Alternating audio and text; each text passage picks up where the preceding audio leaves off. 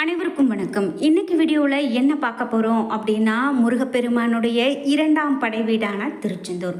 இந்த திருச்செந்தூர் அப்படின்னு பார்க்கும்போது கடல் காத்த கந்தன் அப்படின்னு ஒரு பெயர் இந்த முருகனுக்கு சொல்லுவாங்க. முருகப்பெருமானுக்கு நிறைய பெயர், நிறைய அடைமொழி இருக்குங்க. ஆனாலும் இந்த கடல் காத்த கந்தன் அப்படின்னு சொல்கிறது ரொம்பவே சிறப்பு. ஏன் அப்படிங்கிறது தான் நாம் இன்னைக்கு இந்த வீடியோவில் பார்க்க போகிறோம். துறவிகள் ஐவர் இணைந்து புனரமைத்து கட்டிய கோவில் இந்த கோவில். இன்னைக்கு வரைக்கும் எந்த விதமான இயற்கை சீற்றத்திற்கும் எந்த விதமான பாதிப்பும் இல்லாமல் கம்பீரமாக நிற்கக்கூடிய கோவில்களில் இந்த திருச்செந்தூர் கோவிலும் ஒன்று. கடற்கரைக்கு மிகவும் அருகில் அமைந்திருந்து கூட இந்த கோவிலுக்கு எந்த விதமான ஒரு சேதமும் இதுவரைக்கும் ஏற்பட்டது கிடையாது. இந்த கோவில் திருசீரலைவாய், ஜெயந்திபுரம், சதுர்வேதி மங்கலம், திருச்செந்தூர் அப்படின்னு பல பெயர்களால் அழைக்கப்படுதுங்க. இவ்வளவு ஆண்டுகள் கழித்து கூட ஒரு மண் அரிப்போ கடல் சீற்றமோ ஏன் சுனாமியால் கூட எந்த விதமான பாதிப்பையும் இந்த கோவிலுக்கு ஏற்படுத்த முடியல அப்படிங்கிறது தான் ரொம்பவே ஒரு ஆச்சரியமான விஷயம். அப்படி சுனாமி அப்போ இந்த திருச்செந்தூர் கோவிலில் என்ன நடந்தது அப்படிங்கிறதையும், இது மட்டும் இல்லாமல் ஏன் இவ்வளவு சக்தி வாய்ந்த கோவிலாக இன்னைக்கு வரைக்கும் இருக்குது, இது பற்றி நிறைய தகவல்களை தான் நாம் பார்க்க போகிறோம். உங்களுக்கு திருச்செந்தூர் கோவில் முருகனை பிடிக்கும் அப்படின்னா மறக்காமல் வீடியோக்கு ஒரு லைக் பண்ணிவிட்டு கீழே கமெண்ட் பாக்ஸில் கடல் காத்த கந்தனுக்கு அரோகரா என்ற வாசகத்தை பதிவிட்டுட்டு வீடியோவை தொடர்ந்து பாருங்கள்.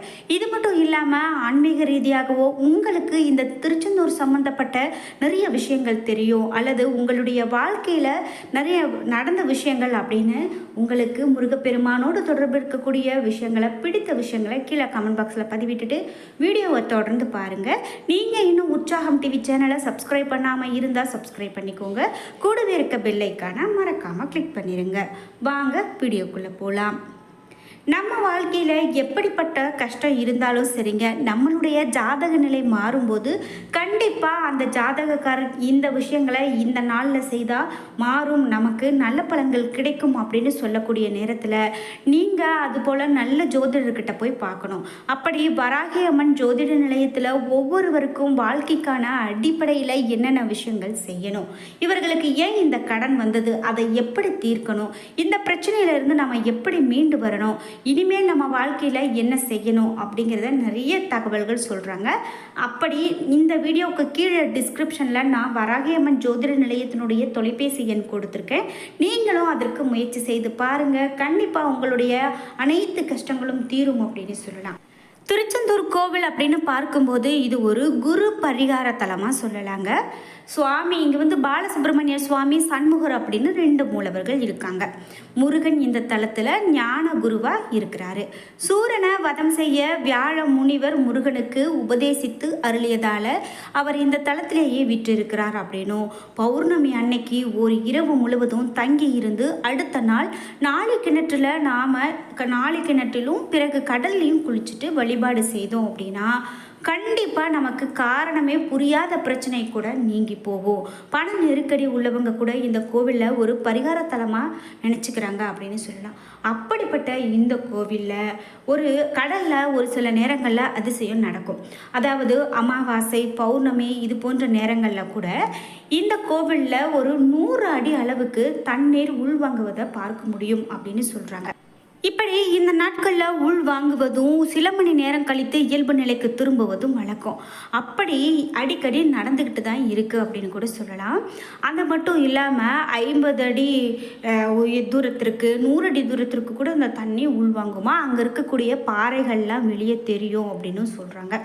அப்படி இருக்கக்கூடிய காலகட்டத்தில் கடந்த 2004ஆம் ஆண்டு டிசம்பர் 26ஆம் தேதி சுனாமி அப்படின்னு சொல்லக்கூடிய ஒரு ஆழி பேரலை தமிழகம் மட்டும் இல்லாமல் இந்த உலகத்தையே ரொம்ப ரொம்ப கஷ்டத்தில் ஏற்படுத்திய ஒரு காலகட்டம் அப்படின்னு இந்த சுனாமி பற்றி சொல்லலாம். இது ஒரு மிக பெரும் அழிவு அப்படின்னு சொல்லலாம். ஆனாலும் குறிப்பிட்டு இந்த திருச்செந்தூரில், அதாவது கன்னியாகுமரி சுற்றி இருக்கக்கூடிய கிராமங்களில் சுனாமியினுடைய பாதிப்பு பெரும் அளவில் இருந்திருக்கு. ஆனால் திருச்செந்தூர் முருகன் கோவில் பகுதியில் மட்டும் சுமார் 200 அடி தூரம் கடல் உள்வாங்கி அப்போது ஒரு மிக பெரும் ஆச்சரியத்தை கொடுத்துருக்கு. அப்போது பக்தர்கள் பலர் கடல் காத்த கந்தன் என்று சொல்லி மகிழ்ந்திருக்காங்க, சொல்லி நெகிழ்ந்திருக்கிறாங்க. அதே நேரம் நிறைய இடங்களில் சுனாமியால் நிறைய பிரச்சனைகள் வந்து கொண்டு இருந்த நேரத்தில் இங்கு இந்த சுப்பிரமணியர் குடியிருக்கக்கூடிய திருச்செந்தூரில் மட்டும் இப்படி கடல் உள்வாங்கியது அப்படின்னு விஞ்ஞான ரீதியாக நிறைய காரணங்கள் சொன்னாலும் ஆன்மீக ரீதியாக முருகப்பெருமான் குடிக்கொண்டிருக்கக்கூடிய இந்த இடம், அதனால் இங்கு இப்படி ஒரு செயல் நடந்திருக்கிறது என்பது பக்தர்களுடைய மனதில் மிக பெரும் ஒரு பரபரப்பை ஏற்படுத்தியது அப்படின்னு சொல்லலாம். அப்படி இந்த திருச்செந்தூரில் நடந்த இந்த விஷயமானது இன்னைக்கு வரைக்கும் கடல் காத்த கந்தனுடைய செயல்களில் இது ஒரு மிகப்பெரிய ஆச்சரியமாகத்தான் இருக்கு அப்படின்னே சொல்லலாம். தமிழகத்தினுடைய கிழக்கு பகுதியில் இருக்கக்கூடிய கடலான வங்காள விரிகுடா பொங்கி எழுந்து வீரபாண்டியன் பட்டினம், அமளி நகர், மணப்பாடு, பெரிய தாழை, கூடுத்தாழை, கூட்டப்பனை, இடித்தக்கரை, உவரி, பெருமணல் ஆகிய கிராமங்களில் பெரும் பாதிப்பை ஏற்படுத்தியிருந்தது. இதே போல் கன்னியாகுமரியை சுற்றி இருக்கக்கூடிய இடங்கள்லையும் இப்படி நடந்திருக்கு. ஆனால் கடல் அலை தாளாட்டக்கூடிய கடலை ஒட்டி இருக்கக்கூடிய இந்த திருச்செந்தூர் முருகன் கோவிலை இந்த சுனாமியால் நெருங்கக்கூட முடியல. எல்லா இடங்கள்லையும் கடல் அலை சீறி நிலம் நோக்கி வந்து கொண்டிருந்த நேரத்தில் இப்படி திருச்செந்தூரில் மட்டும் கடல் 200 மீட்டர் தூரத்திற்கு உள்வாங்கி இருந்திருக்கு. இது முருகப்பெருமானுடைய அதிசயங்களில் மிக பெரும் அதிசயமாக பார்க்கப்பட்டது அப்படின்னு கூட சொல்லலாம். சூரபத்மன் மலை போன்ற மாமரமாக கடலுக்கு அடியில் மறைந்திருந்தார். அப்போது முருகப்பெருமான் கடல் நீர் பாய்ந்து பதுங்கி ஓடும்படியாக வடிவேலை எரிந்து மாமரமாக இருக்கக்கூடிய சூரனை இரு கூறாக்கி ஒன்றை சேவலாகவும் மற்றொன்றை மயிலாகவும் மாற்றினார் என்பது பொருள்படுது. சூரனை எதிர்த்து வேல் வீசிய எம்பெருமான் முருகப்பெருமானுக்கு பயந்த கடல் அலைகள் இன்னைக்கு எத்தனையோ இயற்கை மாற்றங்கள் நிகழ்ந்து கூட சீறுகின்ற இந்த நிலை வந்தாலும் கூட எம்பெருமானுடைய வடிவேலுக்கு பயந்து பதுங்கி நிற்கின்றன என பக்தர்கள் நம்புகிறாங்க. இது இன்னைக்கு வரைக்குமே இந்த சுனாமியால் ஏற்பட்ட மாபெரும் ஆச்சரியமாகத்தான் பார்க்கப்படுது. இந்த விஷயத்தை நீங்கள் எப்படி பார்க்குறீங்க? இந்த திருச்செந்தூர் ஆகட்டும் அல்லது மற்ற கோவில்களாகட்டும் எவ்வளவோ பெரிய ஆச்சரியங்களை நாம் பார்க்கிறோம். இருந்தாலும் இந்த சுனாமியால் ஏற்பட்டு மக்கள் அழிந்து கொண்டு இருக்கக்கூடிய நேரத்தில் அங்கு இருந்த மக்களை இப்படி முருகப்பெருமான் காப்பாற்றி இருக்கிறார் என்று ஒரு விஷயம் சொல்லப்படுகிறது. இது எவ்வளவு பெரிய ஆச்சரியமானதாக நீங்கள் நினைக்கிறீங்க அப்படிங்கிற உங்களுடைய கருத்துக்களை மறக்காமல் கமெண்ட் பாக்ஸில் பதிவிடுங்க. நீங்கள் சமீபத்தில் திருச்செந்தூர் போன அனுபவம் இருக்குது அப்படின்னா மறக்காமல் உங்களுடைய அனுபவங்களை கமெண்ட் பாக்ஸில் பதிவிடுங்க. திருச்செந்தூர் கோவிலுக்கு நாம் எப்படிப்பட்ட கஷ்டமாக இருந்தாலும் சரி, இங்கே நாம் காலடி எடுத்து வைத்து வழிபாடு செய்து கொண்டோம் அப்படின்னா நிச்சயமாக அது நம்மளுடைய வாழ்க்கையில் ஒரு பெரும் மாற்றத்தை ஏற்படுத்தும் அப்படிங்கிறதுல எந்த விதமான சந்தேகமும் கிடையாது அப்படின்னு சொல்லலாம். இப்படி கடலோரத்தில் குடிக்கொண்டிருக்கக்கூடிய அந்த செந்தில் ஆண்டவருடைய செயலானது இன்னைக்கும் நம்மை வாயடிக்க வைக்கக்கூடிய ஒரு ஆச்சரியமான விஷயமா இருக்கு அப்படின்னு தான் சொல்லணும். இன்னைக்கும் நீங்கள் இன்னும் திருச்செந்தூர் போனது கிடையாது அப்படின்னு நினைக்கிறீங்க அப்படின்னா கண்டிப்பாக திருச்செந்தூர் சென்று வழிபட்டுட்டு வாங்க. அந்த கிழக்கு பார்த்து அலைக்கடலை நோக்கி இருக்கக்கூடிய முருகப்பெருமான் கண்டிப்பாக நம்மளுடைய திசை பார்த்து திரும்புவார். மேலும் சம்பிரதாயப்படி முதல்ல நாளிக்கிணற்றை நாம் அடைகிறோம். கடலில் இருந்து 200 அடி தொலைவில் சிறிய மணல் மேடு ஒன்று இருக்கும். அதில் தான் கந்த புஷ்கரணி என்று அழைக்கப்படக்கூடிய நாளிக்கிணறு இருக்குது. கிழக்கு புறமும் மேற்கு புறமும் உள்ளே இறங்கி செல்வதற்காக 34 படிகள் இருக்கும். கீழே ஒரு சதுரடி பரப்பளவில் நாளிக்கிணறு அமைந்திருக்கு. இந்த கிணற்றில் 2 நீர் ஊற்றுகள் இருக்கும். சதுர கிணற்றின் நீர் கந்தக நாற்றத்தோடு சற்று கலங்களாக இருக்கும். இந்த நாளிக்கிணற்றினுடைய நீர் தெளிவாக இருக்கும். இதுவே ஒரு மிகப்பெரும் ஆச்சரியமாகத்தான் பார்க்குறாங்க.